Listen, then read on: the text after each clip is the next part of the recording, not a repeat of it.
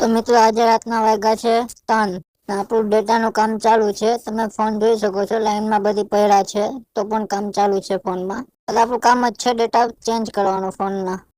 પછી મને પણ નીંદર આવવા માંડી. પછી મને કસ્ટમરે કીધું કે કેટલી હજી વાર લાગશે, તો મેં એને કીધું કે 10 મિનિટ. એ સાંભળે ને, એ 10 મિનિટ અહીંયા જ સુઈ જાઉં દુકાને. મેં કીધું કઈ વાંધો નહીં, સુઈ જાઓ તમે તમારા. પછી મેં પણ એક નાની એવી સેલ્ફી લઈ લીધી આ ભાઈ જોડે.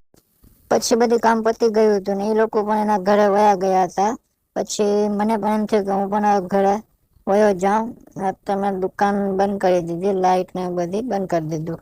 પછી હું પણ ઘરે વયો. પછી હું દુકાનની બહાર નીકળ્યો તો મેં જોયું કોઈ નથી દેખાતું રસ્તામાં. ના બંદા ના બંદા જાત.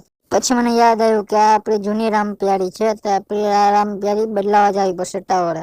પછી જે જૂના બસ સ્ટેન્ડ પહોંચ્યો ત્યાં મને ખબર પડી કે પગમાં કંઈક કઈડી ગયું લાગે મને. પછી આપડે નવી રામપ્યારી લઈ લીધી આપડે. પછી આપડે નીકળી ગયા અહિયાંથી રવાના. પછી પહોંચ્યા 4 ચોકે આપડે. પછી પહોંચ્યા નિમળા ચોકમાં.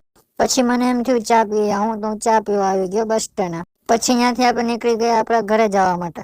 આજે પણ મારા ગણપતિજીના માંડવે સુવાનું હતું, તો મેં ઓઢી લીધું ગાદલું. હું સુઈ ગયો.